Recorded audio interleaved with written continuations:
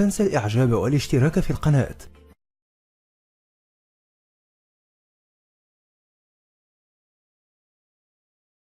Yeah, difficult year. All of a sudden, friends turned to enemies. My life just went upside down. All of us in the car laughing, and then I said, "Oh, if I had to choose a religion that I believe in, or I believe the basics of not having full knowledge about it, I would choose Islam." And everyone laughed at me. Travel a lot, and then it was about that I turned 30, so I thought, oh, I have to settle now. So I went back home, and I was looking for a job, and I couldn't find a job. Nevertheless, I thought, okay, I'm going on vacation now, and I'm going to Dubai. So I went here, and after 2 weeks, I had a job offer. My mom and dad, they were really, really scared. Yeah, my parents, and you know, there was September the 11th, and all these incidents happened, and of course everybody just expected something bad. I was raised with Muslims together. It started actually when my elder brother, he converted to Islam. And the reason why he converted to Islam was he married a Muslim woman, a Turkish woman. So being his sister and wanting to protect him in his decision, of course we went to Islamic centers. Well, I did. I went with him to Islamic centers. I attended some sessions. I was reading some books with him together, but it was never really convincing for me to say, oh, I convert to Islam now. It was not convincing for me. And then you're coming to an Islamic country and you experience Muslims in a different way. All of a sudden I thought, hey, they're actually very nice. Wow, they treat you really with respect. It's not like, I felt comfortable. And in the beginning, I mixed more with European than I would have mixed with other nationalities, because I wanted to keep my comfort zone. But then there was a point where I wanted to step out of my comfort zone, because all of a sudden this zone was not comfortable anymore.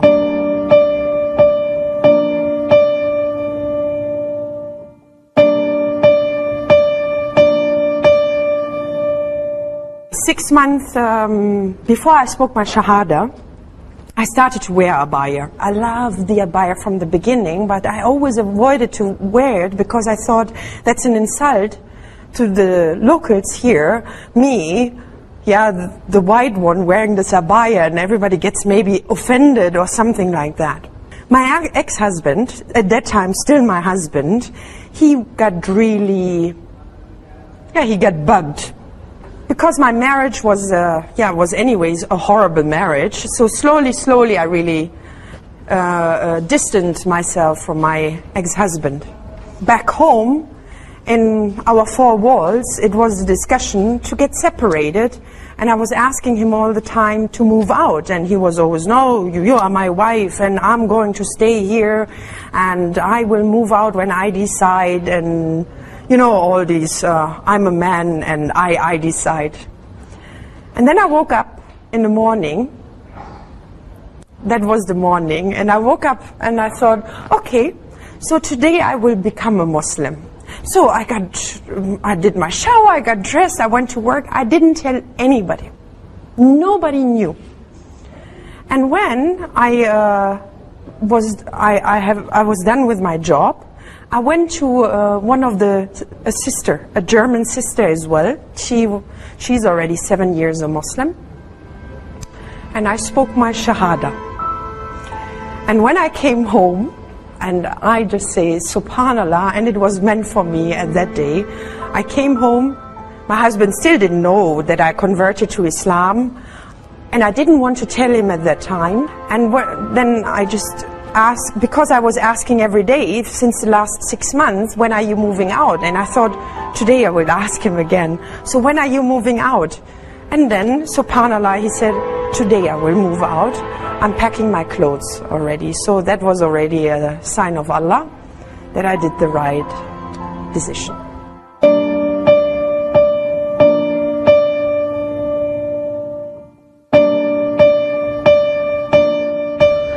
I spoke my Shahada on the 25th of June 2009.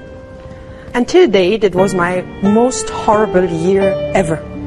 The things what have been done in my previous life, they just were haunting me, and I just believe they just came up and popped up from here and there just to get solved. But it never happened that I lost my faith. There was not even a day till now where I said, why did I convert? That was never an option. No, actually it did the opposite for me. It made me much stronger, and all of a sudden I really started to read more, because I think everybody thinks when you are converting it's just you speak the Shahada, you read a little bit Quran, and that's about it, and then you are Muslim. And it's not the way. And I just think all these difficulties which I was facing just made me read more and more and get more knowledge about Islam. Yeah, difficult year. All of a sudden friends turned to enemies. My life just went upside down.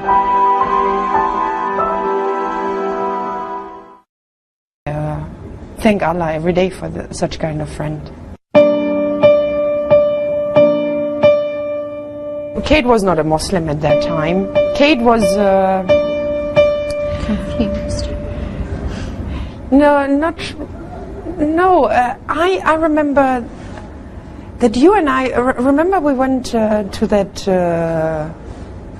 lunch together with my ex-husband and Neil, and I know, and this still sticks in my mind. I remember we were sitting in the car, and it was a Friday, and it was Jummah prayer, and we went through the Ras Al Khor area, and we saw all those cars, you know, those open cars, and 30 people were standing and holding themselves on that car going to the mosque for Jummah prayer. And we laughed so much about that because it was really it was like a convoy. So we laughed very much, and we thought it is very dangerous going like this for a prayer. Why would they do that? Why would they risk their own safety, security, just for a prayer? And we were talking that all of the sudden the talk was in that car about religion, and I remember that you said, I'm not religious, but if I have to choose what religion I would follow. We were just all of us in the car laughing, and then I said, oh, if I had to choose a religion that I believe in, or I believe the basics of, not having full knowledge about it, I would choose Islam.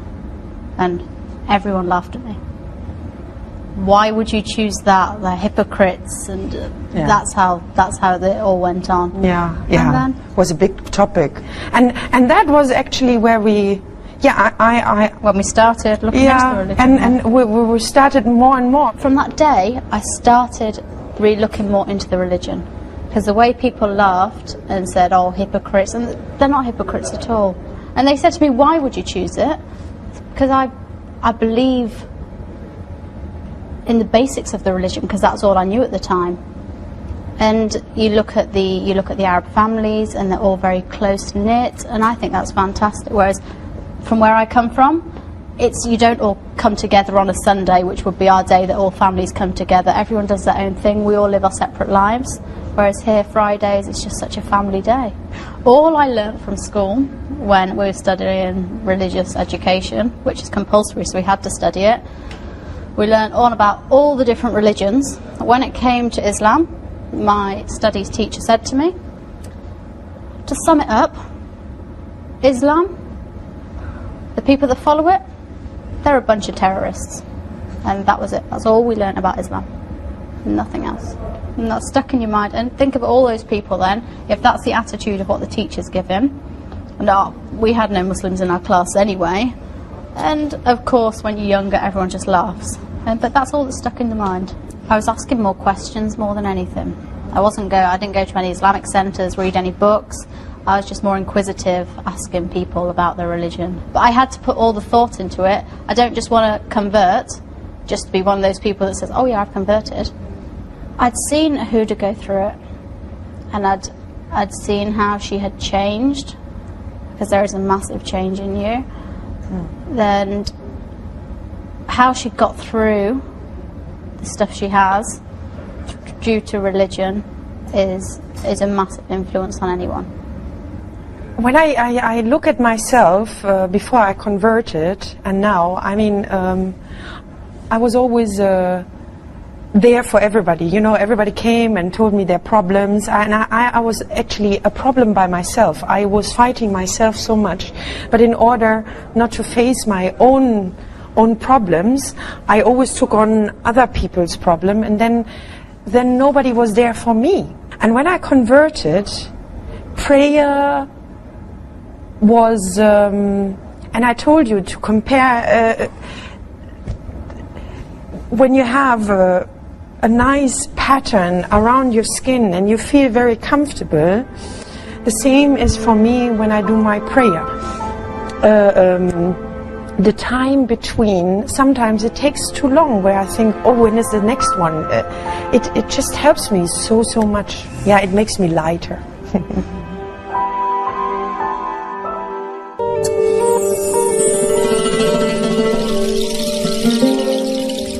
They asked me why I dress like this.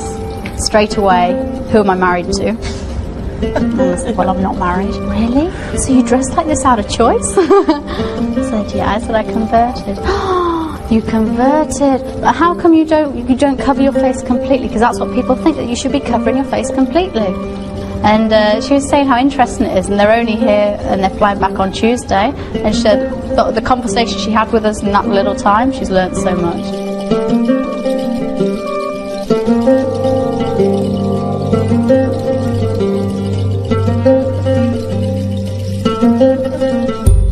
Converting to Islam is not just wearing hijab. Islam starts in your heart. And it doesn't matter if somebody wears the hijab after 2 weeks or 3 months or 1 year. Important is that Islam started already here.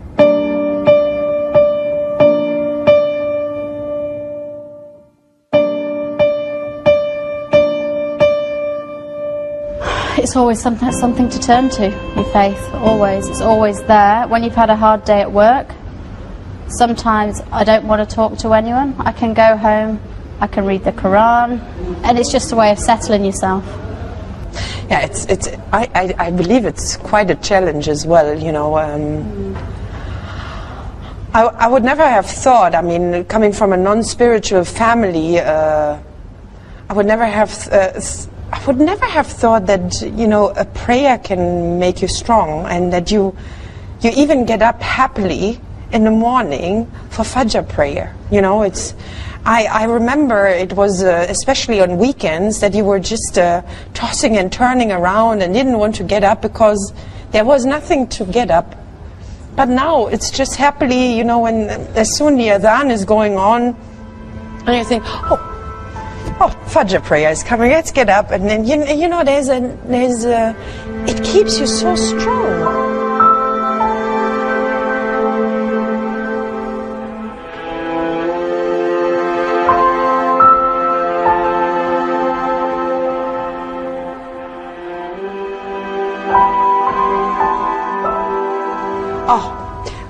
The first day when I came back to work, and of course most of the people, they knew that I converted, and I was wearing shayla straight away. And everybody came, oh, this is haram. No, this you can't do. No, you have to start this one. No, you cannot do. No, this is haram. No, haram. No, and I'm thinking, Alhamdulillah, that my parents raised me being very, very strong, because I think after a week I would have converted back. You know, it doesn't make it very easy. What? Everything is haram now? Nothing is allowed? Why I did even convert? You know, you could ask yourself that. But Alhamdulillah, I was strong, and I said, listen, if something is haram, I want to see it in black and white. You cannot come to me just like that and tell me haram, halal, haram, halal. That's not the point. Did you have the same? I converted fantastic, And then suddenly they're throwing it down your throat. You must do this, you must do that, you must. And my mind was just boggled, and I thought, what have I done at first? But then afterwards, everything's worked out. I mean, I converted when I was 36. You understand what? 36 years, you just do different things, and it takes time to wipe that out because you have your certain routine and just stand back, think how the other person feels. They're taking on a complete different lifestyle. My lifestyle's changed dramatically. Don't try to throw it down the throat. It will come in time to people. It will come in time. Because if you try to force it upon them, they'll walk away. I could have walked away, but I didn't, because it's so difficult. I knew what Huda went through, and the same thing, and so I think it's just part of the procedure of converting. You're always going to have the people who have their own opinions, who think you should be doing it their way. What I learnt about it, and I knew that it wasn't all about you must do it this way, you must do it that way. I knew that there was light at the end of the tunnel of all these people trying to put blocks in my way. They were all tests in my way. I remember, I have to add something to that. Because Kate was very supportive for me, and I remember when we were sitting in that office at the bank. Yeah. At that time, I was newly converted, and she told me, actually, you know, when I see you, how many difficulties you're going through, but every time when there's a new problem, so many other doors are opening. I can see there's really somebody there.